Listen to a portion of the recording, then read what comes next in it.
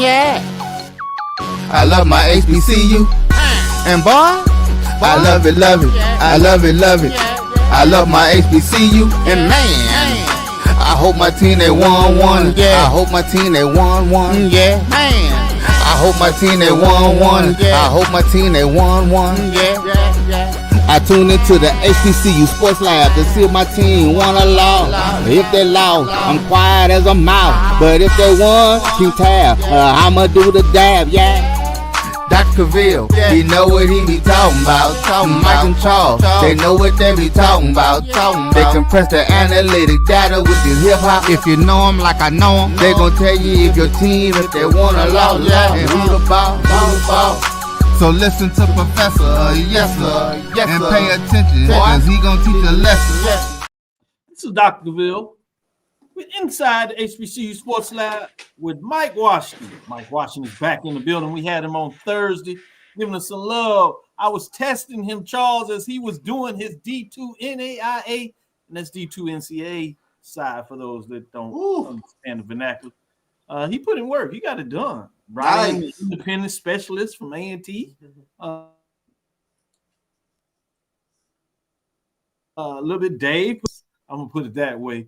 But really what they were doing, they were putting in work. They got other calls to make sure that that they were doing their thing and celebrating what they do best. Shout out to Charles.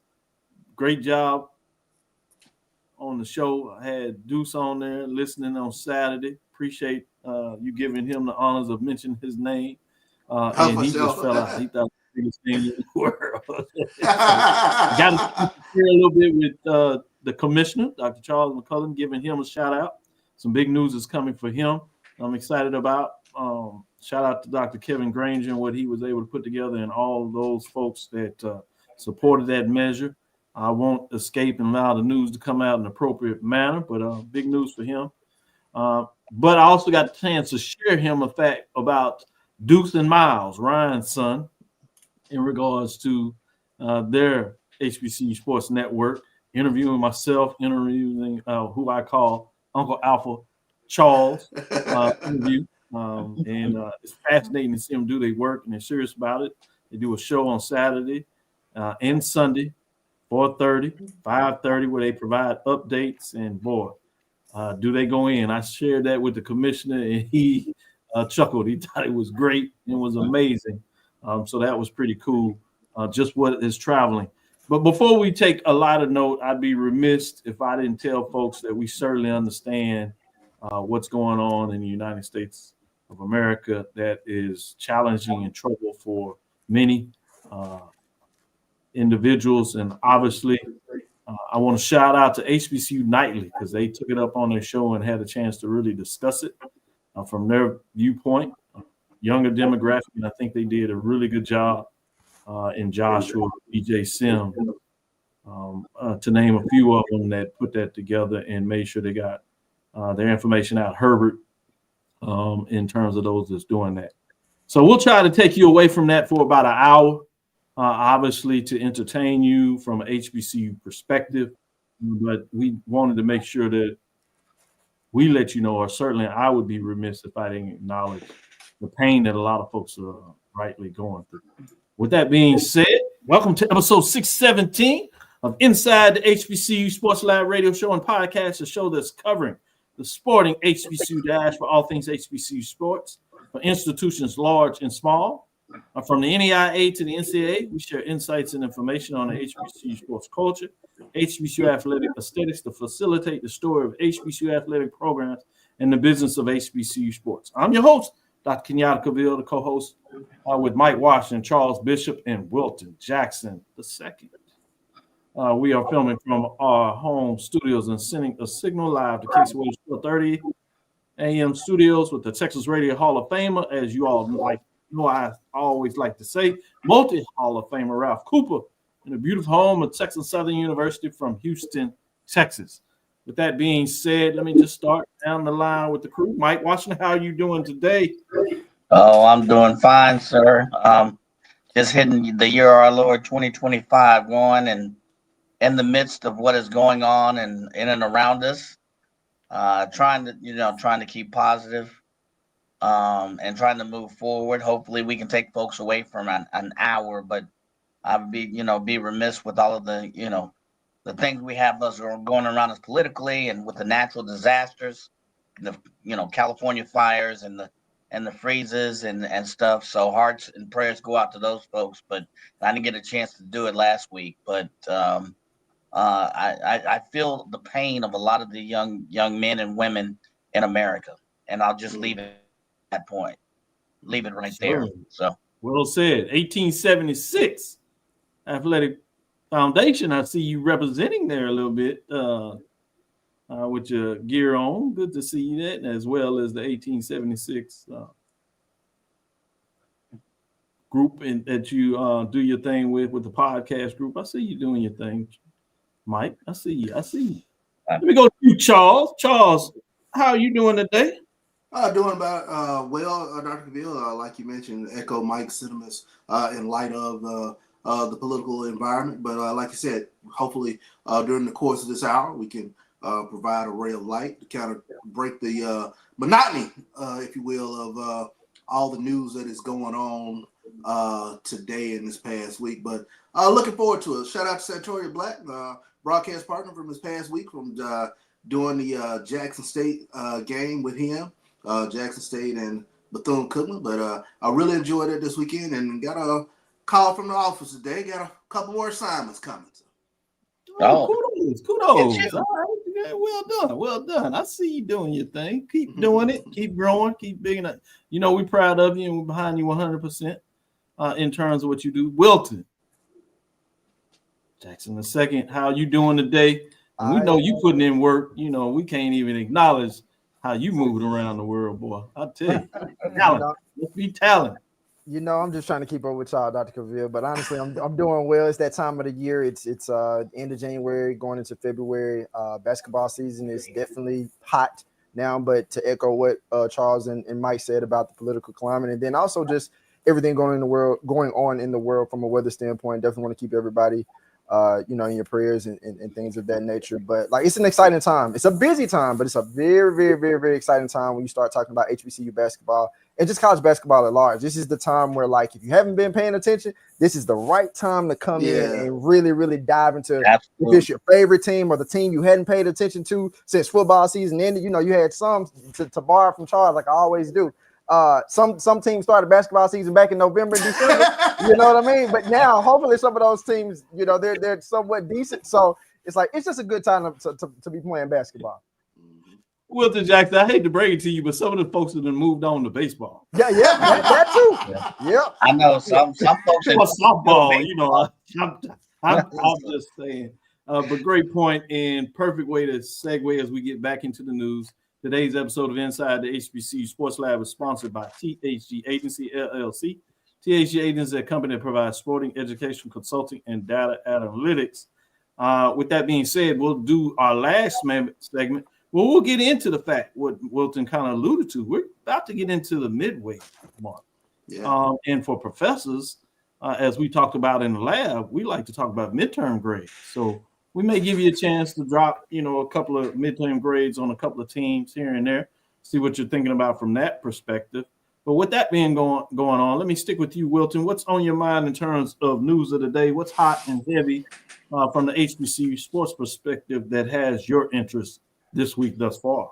So right now I'm going to dive into some of the MEAC weekly basketball honors on the women's side. Norfolk State guard Diamond Johnson was named the MEAC Player of the Week. North Carolina Central Shakira Foster earned Rookie of the Week honors, while teammate Jada Tiggett earned Defensive Player of the Week honors. Johnson recorded 24 points, 8 rebounds, 7 assists, and 3 steals, and 1 block while shooting 10 of 19 from the field for the Spartans in their hard-fought win over Howard. Foster averaged 11 points, 4 rebounds, 3.5 assists, and 2.5 steals during the 2-0 week for the Eagles. In North Carolina Central's win over South Carolina State, she tallied 17 points, 5 rebounds, 4 steals, and a career-high 6 assists. Meanwhile, for Tiggett in the win over Pfeiffer, she set a new career high with 13 rebounds, adding 18 points. Nice double-double there. 3 assists, 3 blocks, and 1 steal. For the week, Foster averaged a double-double of 11.5 points and 10 rebounds with 3 blocks, a steal, 2.5 assists in a 2-0 week for the Eagles. Nice report. Shout out to the MEAC women over there. That's Wilton. Made sure y'all got some love for the week. It is getting interesting as they play. They just had the single game this week, but we'll get back into those double weekday games where you do your Saturday and Monday. With that being said, let's go to Charles. Charles, what's on your mind? What's hot in from your perspective from an HBCU week? Yeah, I got men's superlatives on the SWAC side as Cavil McClain from Texas Southern. He was the men's basketball player of the week. Milton Matthews from Florida A&M. He was the impact player of the week. And then Deshaun Ruffin, he was the newcomer of the week in the SWAC. Let's take a look at what these gentlemen did. Cavil McClain, he averaged 22 points per game this past week for Texas Southern during road games at Alabama A&M and Alabama State. He also was a significant contributor on the boards as he averaged 5.5 rebounds per game. So he was your SWAC offensive player of the week. The impact player of the week, Mr. Matthews from Florida A&M during road outings at Jackson State and Alcorn. He averaged 16.5 points while shooting 43% from the field. And FAMU, they won 4 consecutive, Dr. Cavil. Ooh, we have to get into that. Yes, indeed. They know on this side. Shout out to Rattlers that people wanted to kind of bury him. They said, "Hold on, They getting it done." And they then getting it done. That was a big win. Big win last seriously night. In Jackson. After Jackson was playing some really good basketball and rolling. With that being said, let me go to Big Mike. Mike, what's on your mind this week from the HBCU perspective, brother? So have we talked about the SWAC women players of the week? Not yet. I don't think we have. So as usual, the SWAC announced their women's players of the week. Texas Southern's Alasia Fontroy and Jackson State's Talia Dilworth, SWAC players of the week. Fontroy has been a key contributor this season for Texas Southern as the Lady Tigers remain unbeaten. I'll say that again, remain unbeaten in league play. Last week, she averaged 19.5 points per game, 9.5 rebounds per game. That's boyfriend breakups, y'all. As Texas Southern claimed its wins over Alabama A&M and Alabama State. Dilworth averaged 21 points per game during the Jackson State contest against Bethune and FAMU. She shot 53% from the field while averaging 32.5 minutes per game as the Lady Tigers improved to 6-1 in league play. So those are your SWAC women's weekly honors for January 28th. Go do it. Good stuff there. With that being said, Charles, any additional things that you want to add? I know what was on my mind before I turn that to you is, I think it's kind of leaked out there, it seems, with FAMU returning to the Orange Blossom Classic, and it looks like the game will be against Howard. I can either confirm that or deny, as they say out there, but it's out there.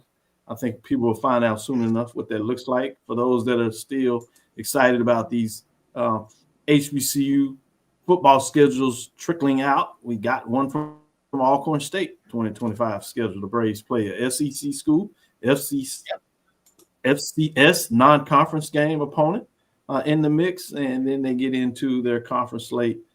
Should be fascinating to see what they do this year in terms of the FCS programs out of the Southland. That's Northwestern State, where they get on the road for that. They have that Lincoln University Division II program, California, that we've seen pop on HBCU schedules over the last 3-4 years.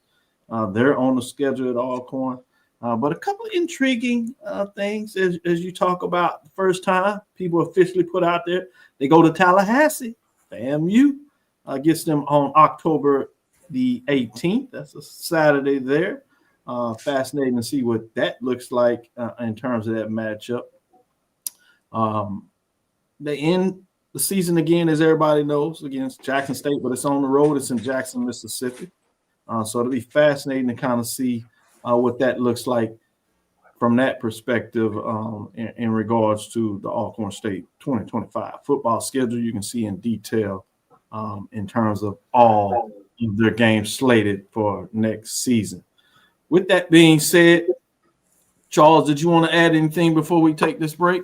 Yeah, well, real quick, of course, we got the Super Bowl. It's set between Philadelphia and the Kansas City Chiefs, so we got some HBCU representation in the Super Bowl. As we take a look at from the Philadelphia Eagles, Christian Parker, who is the passing game coordinator and defensive backs coach. He began his coaching career at Virginia State back in 2013. Of course, this comes to us from HBCUsports.com.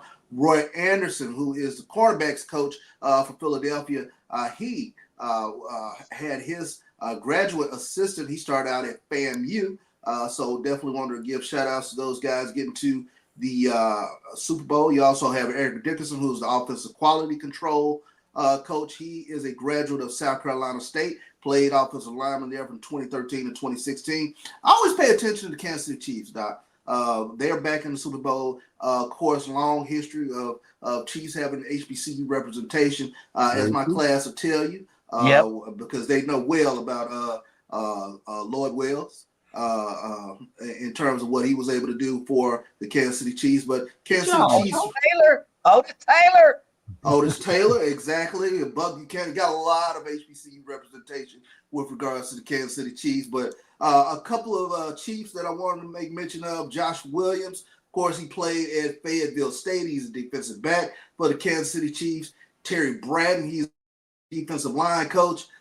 He played at Howard and Tuskegee, so there's representation there. Kevin Saxon, offensive assistant. He, of course, had his starts at Benedict College as he was on the coaching staff there. So definitely want to give a shout out to the HBCU representation in the Super Bowl. Good stuff. Good stuff. With that, we'll take our first break. We'll come back on the other side and get into week number 4, the top 5 programs in week number 4. Dr. Ville's Inside the HBCU Sports Lab, HBCU Huddle Report. With that being said, let's take a first break and come back on the other side. Looking for the ultimate cultural experience of 2025? The Zora Outdoor Festival of the Arts is where you need to be. From January 31st to February 2nd, Eatonville, Florida will come alive with incredible live performances from the Levert Experience and the Bar Cave. Immerse yourself in interactive art. Shop from over 80 vendors. Take a journey through history with a new virtual tour app. And enjoy family-friendly STEM activities. Plus, don't miss the unforgettable R&B tribute to the legends, honoring talents such as Whitney Houston, Marvin Gaye, and Luther Vandross. This is more than a festival. It's a celebration of Eatonville's rich cultural heritage. Visit zorafestival.org for tickets.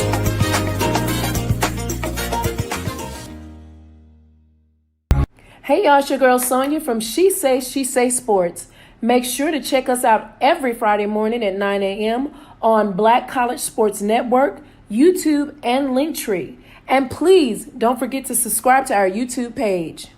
Morehouse College and Tuskegee University men's basketball teams were selected to compete in the 2025 NBA HBCU Classic presented by AT&T. The fourth annual NBA HBCU Classic will be played in the Bay Area as part of NBA All-Star 2025 and will once again celebrate the rich traditions, on-court athleticism, and commitment to excellence of the HBCU community. For tickets, visit nba.com/all-star.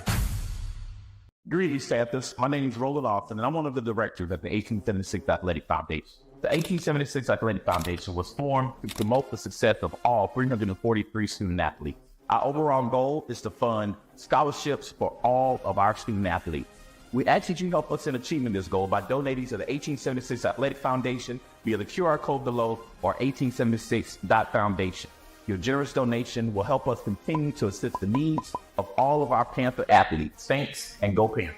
Compress the analytic data with your hip hop. If you know them like I know them, they gon' tell you if your team, if they want a law, and who the ball.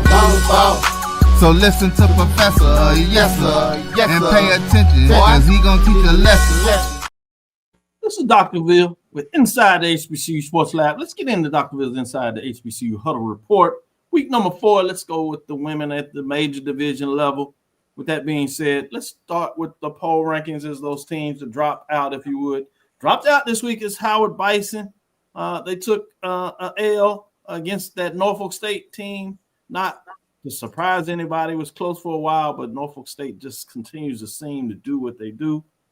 So other teams are ascending. So Howard, not playing a lot of conference games, kind of dropped out of the poll rankings. With that being said, let's go into those top 5 just outside that are receiving votes. We'll start with those Howard Bison that dropped out. They're 3-1, but they're still right in the mix at 46 points, if you would. You have Alabama A&M Bulldogs playing strong. They had 2 tough losses, but teams above them are really playing well. So they still in the mix at 5-2 with 33 points.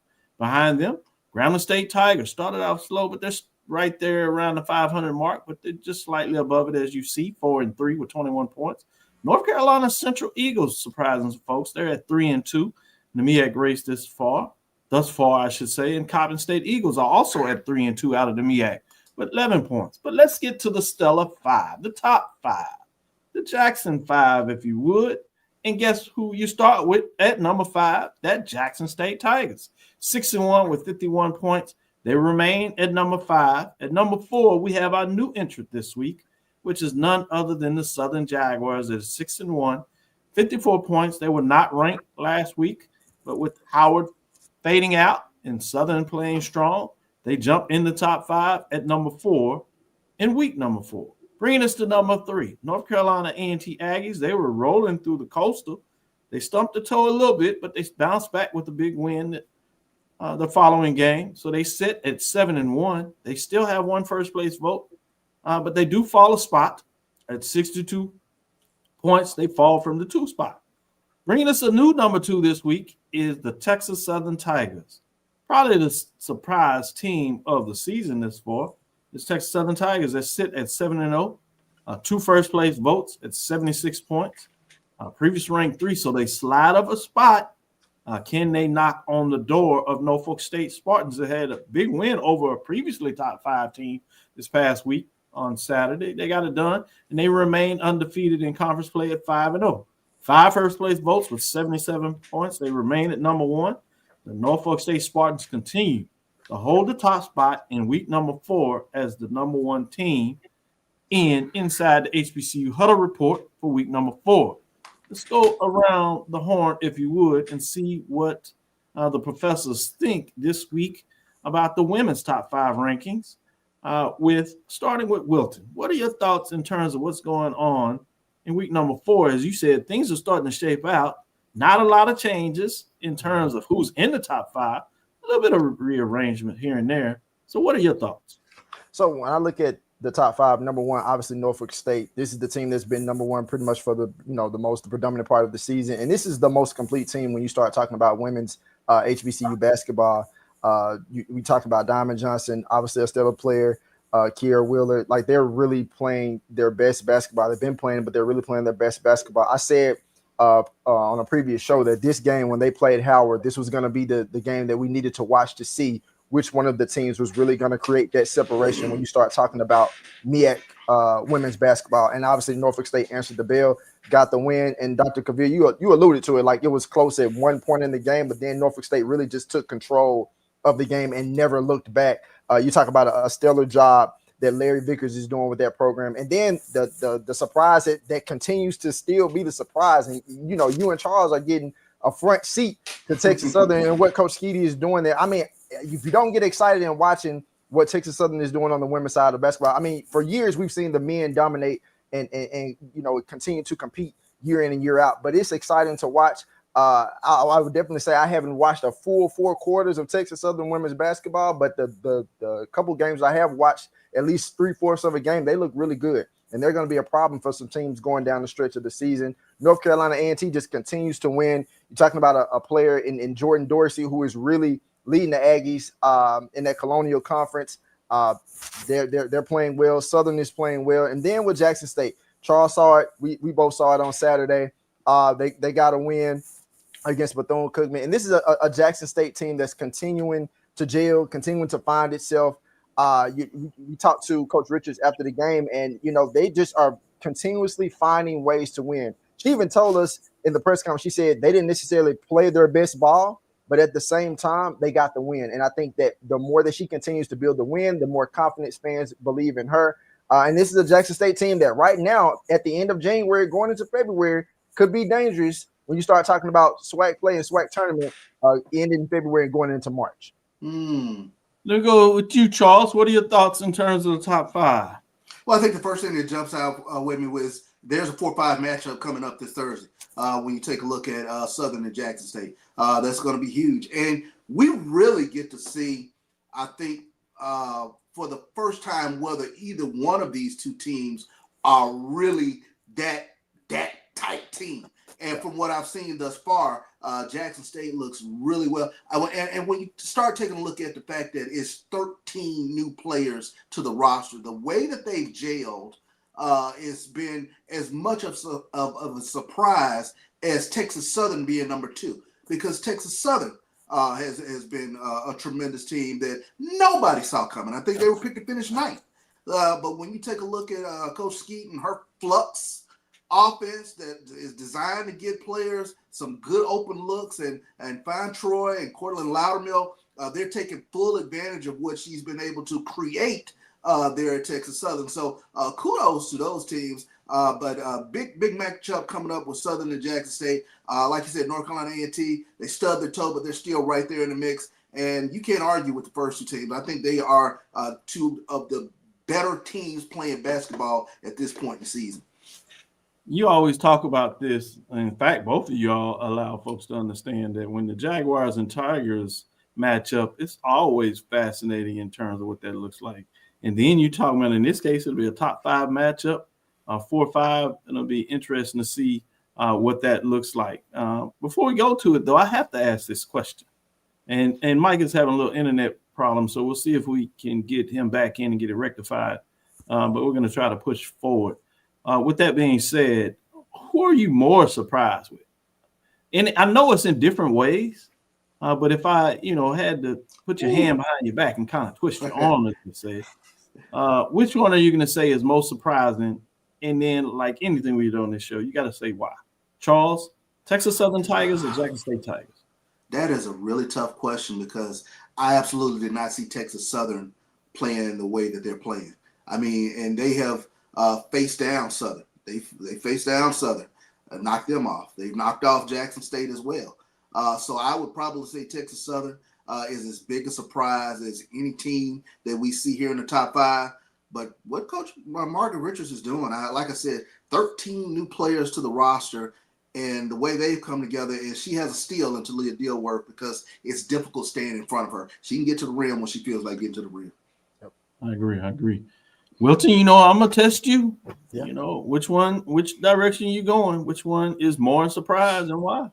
I think I have to stick and kind of lean with Charles here as well, because when we started the season, I wouldn't have never guessed at the end of January going into week 4 that we would be talking about Texas Southern women's basketball team being number 2 of 5 teams. Like, we didn't see that. But again, shout out to Coach Skeet and what she's doing and the players and how she's bought in. A lot of times when you have different players coming into your program, especially with the way that this NIL works and players leaving in and out of your program, to get a group of players to buy into your concepts and what you're doing and to have success, to win multiple games. Like, the saying that it's hard to win one game, it's hard to win multiple games. It's hard to be undefeated in conference play. And the way that they've taken down some of the teams that they've taken down, like them beating Jackson State, granted it's a new program, new coach, but to see that she was able to do that right now at this point in the season, spoke volumes. I think that Texas Southern is the most surprising. I think Jackson State with Coach Richards, she had the most what's the word I'm looking for? She had the most pressure on her to succeed, based off of who she was coming behind and Coach Reed. And now she's definitely succeeding, and she's constantly, the more that the Tigers continue to win, she's definitely gaining more confidence from the fan base. And you can kind of start to see that when you look at some of the cutaways inside the AAC, that fans are definitely getting behind the Jackson State women's basketball team. Yeah. Mike, before we close out this segment, I'd be remiss if I didn't give you a chance to talk about your thoughts on the top 5 before we close it out, and appreciate you fighting through it and getting back in here. Top 5, week number 4 for the women. I apologize for everything, for the technical difficulties. I guess, my thing is, Wilton, I kind of hit it on the nail. Statistically, when you look at like the first 8 to 11 games, that fluctuates. You can kind of nominalize that and say, all right, Let's wait till they get into the season. They're at that point now, and you can see some really outrunners. Norfolk State scoring 70 points a game, allowing their opponents not more than 58. That's balance.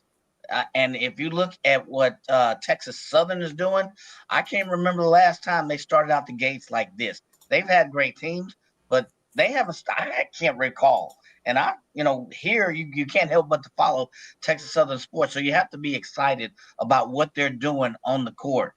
And of course, their numbers are showing up with what they're doing. So I know I came in late, but I got to give kudos to the Texas Southern Lady Tigers and this Norfolk State team. Boy, they are in beast mode. I think somebody in the chat said that they're giving people that baby oil treatment. So I don't this is not the time right now when you can talk about. I'm just saying. 5 years ago, maybe even a year ago. Right now, we don't need to be talking about no baby oil. So we're gonna take the first break.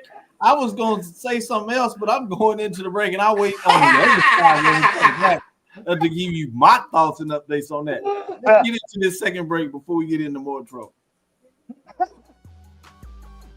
This is the Dean of the College of HBCU Sports, Kenyatta Cavil of Dr. Cavill's Inside the HBCU Sports Lab with Mike Washington and Charles Bishop.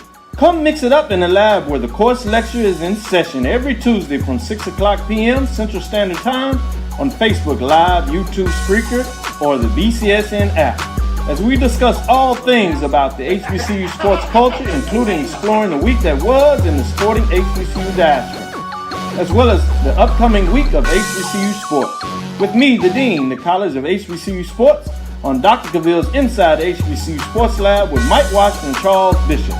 Course lecture dismissed.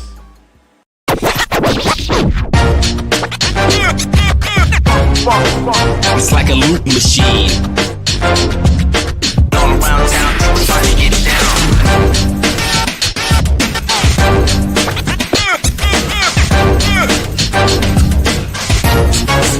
It's like a loop machine.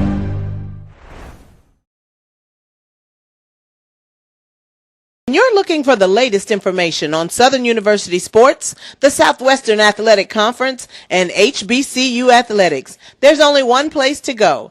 Tune in to the Carlos Brown Show, exclusively on the Black College Sports Network. Looking for the ultimate cultural experience of 2025? The Zora Outdoor Festival of the Arts is where you need to be. From January 31st to February 2nd, Eatonville, Florida will come alive with incredible live performances from the Levert Experience and the Bar Cave.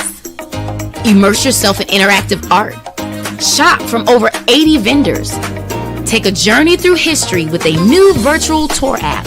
And enjoy family-friendly STEM activities.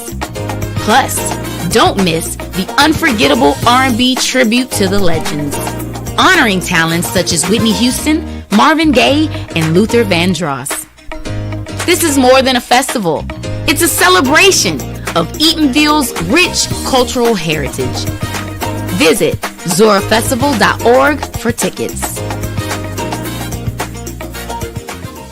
Compress the analytic data with your hip hop. If you know them like I know them, they gon' tell you if your team, if they wanna lose, and who the ball.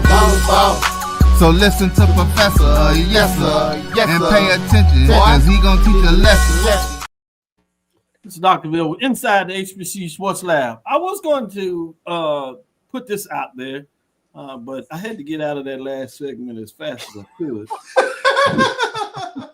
But I was thinking, how challenging would be, or at least how interesting it would be if you could find a mid-break point between this where you would have and people have talked about this, but because we have the rankings, I think it becomes a little more interesting. If you had even just 14 matchup between the SWAC and the MEAC, where you looked at on the women's side, where you had Norfolk facing up against a Texas Southern, and you had a Howard Bison facing up against a Jackson State. That would be fascinating to put some additional excitement in the middle of this conference race, and then turn around after that's kind of crown, and then get right back into it. But with that being said, we'll look at that on the men's side after we give you your top 5 here. Again, we'll start with those teams dropping out. We can move through that pretty quickly because this week in the men's top 5, there wasn't a team that dropped out. So a lot of things are stabilized on the men's side, but little changes in terms of those receiving votes and where they are. So this may be a little more interest for you here. We have the Florida A&M Rattlers sitting just outside the top 5 on a 4-game win streak with 50 points. They above Bethune-Cookman Wildcats are set at 4-3. They lost that first conference game against Bethune-Cookman Wildcats, but the Wildcats have kind of gone on the slide. But that being said, North Carolina Central Eagles have won 2 straight. They sit at 3-2 in the MEAC race. You have Alcorn State Braves that also sitting 4-3, and after a tough loss to Southern, they came back home, and FAMU had that second half comeback after trailing by 20-plus points. They got it done and held on to win in Brave Nation, which is challenging with that court, particularly down there late in that game. And then they backed it up with a big win on the road against Jackson. With that being said, you have also Morgan State Bears sit at 3-2, and you'll see that they've actually defeated 2 of the teams at the top of their conference. So Morgan State is intriguing because they've also had some losses to the bottom part of the conference, which Morgan State Bears is going to show up. Obviously, you see the talent is there because they had that win over Norfolk State as well. With that being said, let's get where it really gets fun. Let's get into the top 5 on the men's side. As you see, you have the Howard Bison. They sit at 3-1, 54 points. They remain at 5. Even they had that tough loss to Norfolk State, really got beat up in that matchup.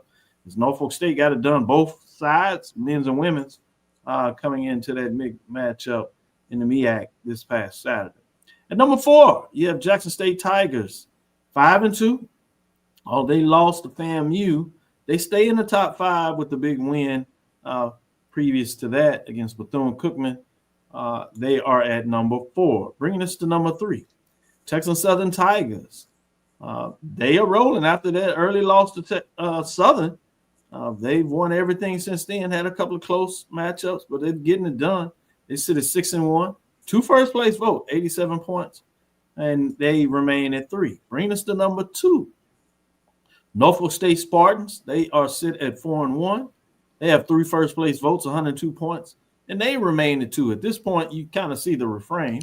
Nothing has really changed as teams just continue to win when you get in the top 5. So number 1 is Southern Jaguar, 7-0, 7 first-place votes, 105 points, remain at number 1. We've seen Southern kind of do this before, so I don't know what that is about. Yeah, a fade late, but they're probably one of the most quiet teams that sits in the top of the poll rankings. They had a really good, solid non-conference schedule. They've gotten off and they're undefeated. They defeated other teams in the top 5. Obviously, they have a big matchup coming up with Jackson State. Will be interesting, much like on the women's side. On the men's side, you got a top 5 matchup. This one involves the number 1 team ranked in major division, or at least how I see it inside the HBCU Sports Lab. They just continue to move forward and get it done. So I'm fascinated about that perspective. And kind of I want to get your thoughts. Top 5, not a lot of changes, but what is the problem with Southern Jaguars maybe not getting the love that some people think they should? Charles? It's boring, but in a good way. And I say that like this: their leading scorer is only averaging 10.9 points per game.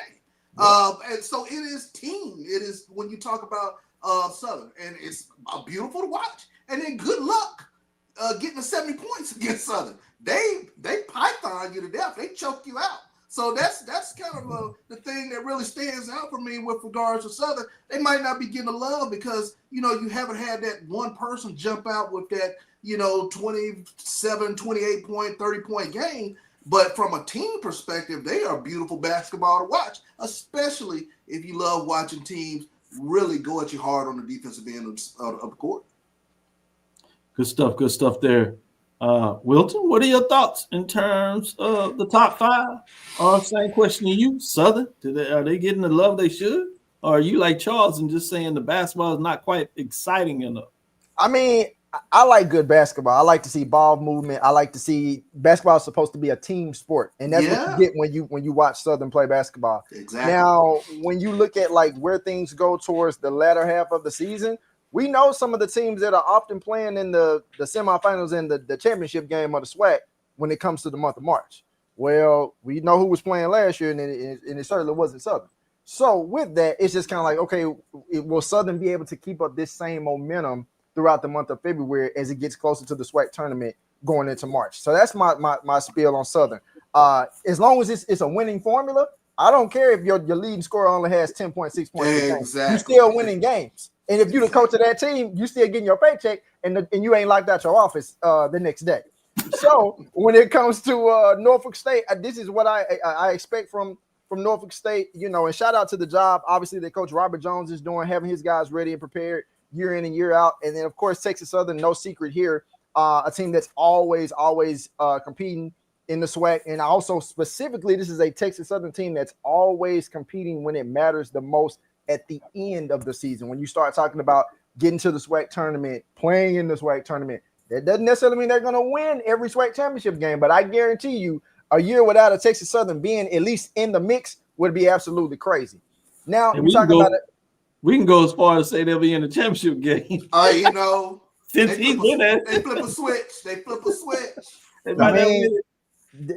Just saying. And then you're looking at a Jackson State team that had a lot of injuries last year and was still able to get to the SWAC tournament. But now it's like this is a Jackson State team that I'm a little worried about. They've been on this run, but then obviously ran into some trouble yesterday against FAMU. But even in that win against Bethune-Cookman, Coach Mo Williams told us in the press conference, like, he was not pleased, neither was his players pleased after that win. They got the win, but they were up by as many as I think 16 or 17. Up by 16, by 16. Lost it over a 4-minute period. Yeah, absolutely. That was unacceptable. What happened was they got really confident in Deshaun Ruffin having the game of his life. Yeah. I mean, anything he wanted on the court was automatic, literally. So I think that when they got complacent in that, and obviously Bethune-Cookman started putting some runs together, putting some offensive sets, that really made the difference. But this is a Jackson State team. I'm looking to see how they'll bounce back, specifically against a really, really dangerous Southern team, as we just said, that likes to play good, sound team basketball. And with Howard, I kind of fell off on the limb a little bit with Howard after they lost to Morehouse. So obviously give the props. I know Eddie Drew somewhere watching this show, and I know he's really glad that they beat Howard because he was not high on Blake Harper at all. But I still think this is going to be a good Howard team when it comes to getting to the MEAC tournament next month. Well, in February going into March. So I'm good with Howard being at number 5. Well, Dr. Carey said he wasn't happy about Jackson State's slow start. We had to chime in to talk about part of that was because the Rattlers choked them out of that slow start, if you would. So fascinating, as you alluded to, Southern being able to snake bite and python people out of their start. That'd be intriguing on that matchup. But with that being said, let me see what Big Mike thinks in terms of what's going on over here in the top 5. Doc, I have nothing wrong with this top 5. You asked about Southern. They are not the pretty baby. They are not the sexy lady. I mean, I think Charles alluded to it. You look statistically across the board, they don't have not one score in the top 15. Yeah. I don't know, not the top 15. Field goal percentage, they're middle of the rack. What they allow opponents is really good. Rebounding, they don't have one, not the top 10. So they play a team defense, opportunistic at times, but they are just not that sexy woman that everybody's taking to the ball, but they're still in first place. So I think that's why. The other thing is my memory. I know I'm 50, whatever year, none of your business years old, but I seem to recall Southern jumping out to this kind of lead and a couple of years past and kind of falling off at the end. And so I wonder, is this kind of a repeat? I think Wilton was getting to it. We've seen Southern jump to good leads, and then they get to the final. You're like, well, where was Southern? So I kind of have seen this show a little bit before. Maybe not the same. The tune may be a little different. But in those years, they had, at least one or two leading scores. This is a opportunistic team ball based organization. And then the Norfolk State and Howard. I don't know. They lost. Yeah, they lost to Norfolk State, but didn't they lose to Morehouse and somebody else the game before? Bowie State. Yeah, they lost to Bowie State. No offense against Bowie State or Morehouse, but man, that's 3 L's in a row. Shouldn't you be at least 2 or 3 out of that if you're gonna be in the top 5? Just saying. So I tell you what, and the top 2 teams, they jump out for me because they both are keeping teams under 70 points per game. When you talk about Southern and Norfolk State, they play tremendous defense. Yep, that's it. Both teams, their defense speaks out. They're keeping their teams below 71, below 60 points, really. So good stuff when you think about it. If we did this midpoint break, if you said on that, you would have potentially a Southern Norfolk State matchup. Howard, Texas Southern. Oh, yeah, Texas Southern, Norfolk State, Southern Howard. Be fascinating in terms of what that would look like in terms of getting into the middle of it. With that being said, we're going to get prepared to take our next break, and Wilton and Mike will have to jump out of here as they have some other obligations they got to get into. So the last segment, Charles and I will get into some midterm analysis and try to see, what he thinks in regards to who's living up to the coursework that's going on. But before I do that, Wilton, any final items that you want to share before you we get out of this? I just want to elaborate about that Southern and Jackson State matchup on Thursday. It's going to be a big game. Probably won't be the most sexiest game, which we know, but I think that game is a game that Jackson State really needs, especially coming off of their loss to FAMU. We'll see if they get it because it's at Southern. That Southern is a hard place to play. Southern is definitely a hard place to get a win at. So it'll be fascinating to see if the Tigers are able to come out with a victory against the Jaguars. I keep hearing people talk about how childish Southern is, but there's various reasons. People, never mind. Mike, any last thing you want to bring to the table for you? Kansas City Chiefs of the swag. Seems like it anyway. I would just say at the midterm, you're starting to see the weeds separated from the chaff. I agree that Jackson State Southern game is going to be a game. I'm more interested to see how Jackson State's going to play, really, to be honest. So other than that, thank you. I just want to say that handkerchief that Wilton is wearing has not moved. It is a well-structured handkerchief. I know I've been gone for about a week and a half or so. Did you set a new stand? Chuck got the little Kenneth Cole look going on. Hair, chest hair. I mean, do I need to change? Somebody need to send me the memo because Chuck looking like Kenneth Cole with chocolate and Wilton looking like everybody's business to them. So, I mean, they are looking great. I mean, I didn't miss the memo, I guess. Thank you, Mike. Always fun to have you on here, Wilton, doing your thing. And I know you would stay on if you had another segment. But we're going to let you do what you do. Charles and I will handle it. Let's take our last break and come back on the other side and get a little more into Charles's thoughts on some of these grades as things start to chug along. We'll be right back after this last break. Appreciate it. Looking for the ultimate cultural experience of 2025? The Zora Outdoor Festival of the Arts is where you need to be. From January 31st to February 2nd, Eatonville, Florida will come alive with incredible live performances from the Levert Experience and the Bar Cave. Immerse yourself in interactive art. Shop from over 80 vendors. Take a journey through history with a new virtual tour app. And enjoy family-friendly STEM activities. Plus, don't miss the unforgettable R&B tribute to the legends, honoring talents such as Whitney Houston, Marvin Gaye, and Luther Vandross. This is more than a festival. It's a celebration of Eatonville's rich cultural heritage. Visit zorafestival.org for tickets.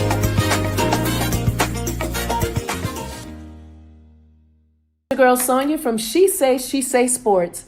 Make sure to check us out every Friday morning at 9 a.m. on Black College Sports Network, YouTube, and Linktree. And please don't forget to subscribe to our YouTube page. Morehouse College and Tuskegee University men's basketball teams were selected to compete in the 2025 NBA HBCU Classic presented by AT&T. The fourth annual NBA HBCU Classic will be played in the Bay Area as part of NBA All-Star 2025 and will once again celebrate the rich traditions, on-court athleticism, and commitment to excellence of the HBCU community. For tickets, visit nba.com/all-star. Greetings, Santos. My name is Roland Austin, and I'm one of the directors at the 1876 Athletic Foundation. The 1876 Athletic Foundation was formed to promote the success of all 343 student athletes. Our overall goal is to fund scholarships for all of our student athletes. We ask that you help us in achieving this goal by donating to the 1876 Athletic Foundation via the QR code below or 1876.foundation. Your generous donation will help us continue to assist the needs of all of our Panther athletes. Thanks, and go Panthers. Compress the analytic data with your hip hop. If you know them like I know them, they gon' tell you if your team, if they wanna lose, and who the ball. So listen to Professor, yes sir, and pay attention, cause he gon' teach a lesson. This is Dr. Cavil with Inside the HBCU Sports Lab. You knew, Charles, I wasn't going to leave you by yourself there, did you? And the rest of the lab listeners, we're going to do what we do. We got none other than A.D. Drew in the building, the best pinch hitter in the business. When you need somebody, he comes through in the clutch every time. Or it's like the sixth man since we're in basketball. When things are just not calling right, you look to the first man coming off the bench, and that will be Drew. As a former basketball coach, he certainly knows how that goes, and as he continues to make sure he uplifts Morehouse College, we're going to talk about that's what they did when they went up there to Washington, D.C. versus Howard and got that W. With that being said, welcome to In the Lab, Drew. Appreciate y'all, gentlemen. Appreciate y'all, man. Just try to wrap my head around some of the stuff I heard today that's going on, that's outside the athletic world, and unfortunately, how that may affect some of us in the athletic world. So I'll just leave it right there right now. We're all trying to wrap my head around. No, that's perfectly said. As folks that watch our show certainly understand exactly what you're referencing. With that being said, let's talk a little bit about what you've seen thus far in terms of the basketball. In a lot of ways, we're at that midway point in terms of the team. You know, we got this weekend before we kind of lock it in. And so not too early to do that. As we get into midterm, if you would, and you're telling your students to prepare for the test, let's look a little bit about what that looks like. Drew, I know on Thursday we do the independent, so we're going to focus a little bit about the major division. Charles, let's start with the women. Again, you know, as we like to say, chivalry's not dead, so we focus on women first, and then we get into breaking down the men's side. If we look at Norfolk State, obviously they set the curve, it seems like. Yeah. Last couple of years, certainly, based on what happened in non-conference, doesn't surprise me what you're probably going to give them a grade. But how much are they setting the curve by what you've seen thus far when you talk about Norfolk State Spartans on the women's side? They are setting the curve way out there. I mean, because they're coming up A's on every test. I don't care how hard the test is. That is how good Norfolk State's women are. When you take a look at them, and we were talking about on the men's side, talking about how good they were defensively, but the Norfolk State team is the exact carbon copy of what you see on the men's side. They get it done. They get it done with team defense. But I mean, they won 7 in a row, and there really isn't a team, I think, in the MEAC that's just even in their stratosphere. I mean, they are heads and tails above. I think Howard. I think over Kappa State. I just think that they're in a different class. Good for you, Drew. I'm gonna go with you. We kind of talked a little bit about this, so I'm gonna go to the SWAC. Didn't get a chance to ask you this question, but I saw you were listening in. Who are you more surprised on the women's side, Texas Southern or Jackson State? I know it's probably different ways that you may be surprised in terms, but if I forced you to talk about one over the other, which one has you most surprised when you talk about on the women's side of basketball, particularly in the SWAC, in terms of their grades? Can I give you none of the above and give you the other? You know how you Mhm. got A, B, C, or other? Can I give you the Yes. other? Yes. How about Alabama A&M? Mm. And the fact that with so much hype around Don Thornton coming from UAPB over to Alabama A&M and them not being at the top, I think that is as much of a surprise as Texas Southern is. I think that is more of a shocker to the basketball heads than anything else. Jackson State, I mean, yeah, we expected a drop off of Jackson State, but come on now. It's Jackson State. Certain programs just program, just how you say certain people just go do what they do. Jackson State is going to do what they do. And when it comes to round ball on the women's side, they just gonna win. That's what it seems like. And we act like this just started with the previous coach. Jackson State has a history of winning on the women's side. Correct me if I'm wrong, Charles. That's true. Very true. Yes. Very well said. Now, I think a lot of the fans from D would tell you all that now, but I think at the front of the season they were kind of like. But I like it was not boisterous Jackson State fan in the beginning. No. Right. Good stuff. Good stuff. So if I forced you, sticking with you, Drew, a little bit here, are you saying that Bulldogs have an A minus or B plus? When you look in the previous class with the student, they were just acing classes A plus in a lot of ways in terms of your expectation, what they would do coming in the season. It's just midterm, so it's not like they can do a little time, but you kind of whisper to the person and to the side. Are you saying they have an A minus or B plus right? Which team we talking about again, Dr. Cavil? Bulldogs, Alabama A&M. Alabama A&M. Right now, I would have to give them a B. They're that student who you heard how good Dr. Cavil, Charles, we're all educators. You've heard this student, they've aced other classes, and you just expect them to come into your classroom and knock out the curriculum, knock out the syllabus. But then they turn in assignment late.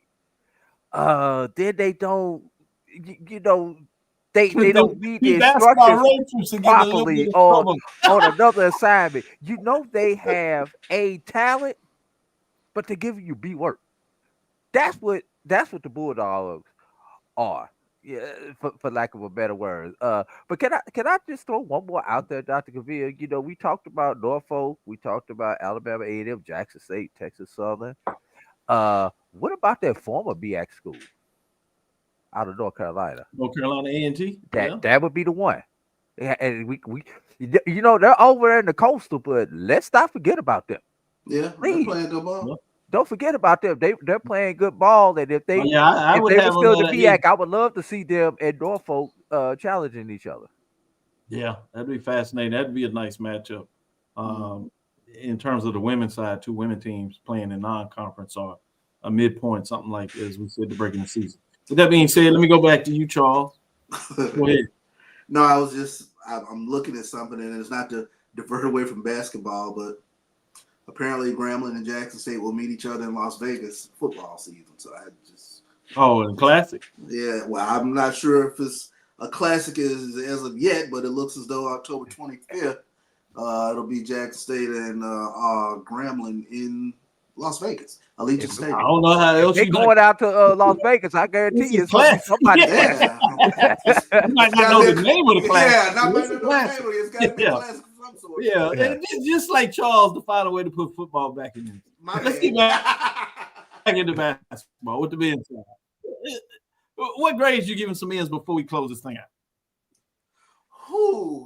I definitely have to give Southern an A for what they've been able to do, and again, it hasn't been sexy basketball, but it's consistent. It's getting it done week in, week out, just playing good hard-nosed defense. I think for me, I think Jackson State has been a bit of a surprise. I did not expect them to be. I expected them to be somewhere close to the upper echelon, and I think injuries really took a toll last year, but it was hard to kind of get a gauge on where they were. But they are definitely a solid B. when you take a look at them this past season. The one that's kind of surprising for me is Alcorn. I really expected Alcorn to really be back in the mix in terms of being in the SWAC elite, so that's a bit surprising for me. What do you, since we just had somebody talk about Brian running around Lawson with the bullhorn, talking about give a 3-year contract. What do you think of FAMU on this 4-game win streak? That's huge. That's huge for the FAMU basketball program, and that's a big road win over Jackson State. So the fact that they, kind of started off slow, but it looks as though they bought into whatever the process is. And I'll tell you what, their coach was fired up the other night playing Jackson State, talking to the fans, and it was good back and forth. It's something about Jackson State FAMU. It's got a little something to it. So kudos to the Rattlers getting that done.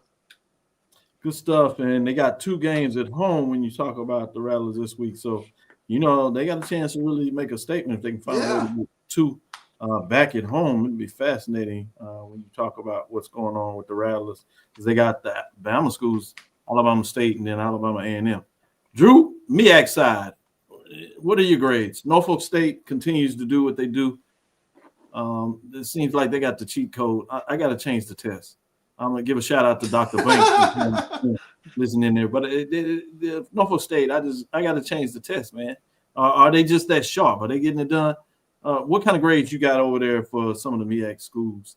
Unfortunately, unlike what you talked about on the women's side in terms of independence, we don't have much to talk about in terms of independence on the men's side. So a little bit of the MEAC. Definitely got to give Norfolk the A.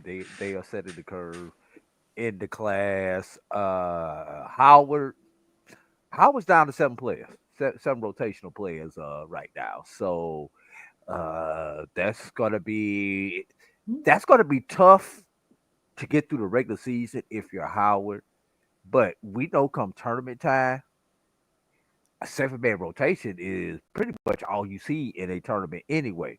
So all Howard has to do is just hang around, get a decent draw in the tournament, and they could possibly do damage. And I'm sitting up here talking about Howard like they're a 500 team. I mean, they're 3-1 right now, so they're still in the upper echelon of the Mid-Eastern Athletic Conference. You said it earlier. Which Morgan team is going to be there? We just don't know. And who have we not talked about when it comes to the MEAC? Central. Bingo! There it is. Mm-hmm. And just like Texas Southern is to the SWAC, Central is to the MEAC. It just doesn't sound right come basketball season, come tournament time, come championship Sunday or championship Saturday, whichever day they play on this year, without Central in the MEAC and Texas Southern and the SWAC being in the mix. So I think in Bolton I trust. LaVelle Bolton's gonna figure it out. You may beat him, but LaVelle Bolton's gonna be probably the toughest out of any team that has to go into the MEAC tournament. Good stuff. Perfect way, and we'll close it on that. With that being said, Norfolk State is really jumping on them a little bit in terms of what that looks like. And so just wanted to say, Dr. Banks gave me an update. I forgot about this. Back December 15th, Norfolk State went into Greensboro and defeated the A&T on the women's side, 68-59 in terms of that matchup as we talk about that. And he put an appropriate question out there. Question is, should NCS, the Norfolk State women, particularly when you talk about the SEC wins and where they are record-wise and how they rolling, should they be ranked in the top 25? They certainly should be receiving some votes. 18-4, that's fair. I think they certainly should be in the mix. And if I was voting in it, they certainly would be in the top 25. I thought that was a perfect way to end it. With that being said, if they were in the top 25, they would be the DEI team in the top 25, and we can't do that anymore, Dr. Cavil. That's the problem right there. Thank you for listening to Inside HBCU Sports Lab. Make sure you share our podcast with your friends and colleagues. I am Dr. Kenyatta Cavil, the Dean of HBCU Sports, come from inside the lab in the College of HBCU Sports with Mike Washington, Charles Bishop. Although some would say that's the problem, that they shouldn't even need the DI and still should be in the top 25. Again, Thank you for listening to Dr. Bill's Inside the HBCU Sports Lab with Mike Washington, Charles Bishop. Every Tuesday and Thursday. We'll be back here on Thursday looking at the mid-major level, giving you some love on the NCAA Division II and NIA. We'll bring AD Drew back to see if we can get him back in here to give us some breakdown on that. But follow me, Dr. Kenyatta Cavil. That's DrKenyatta Cavil on Facebook and Instagram. Inside the HBCU Sports Lab with YouTube and Facebook. Dream big. Continue to move forward. We will talk with you soon. Charles? Of course. Drew? Lecture. Dismiss.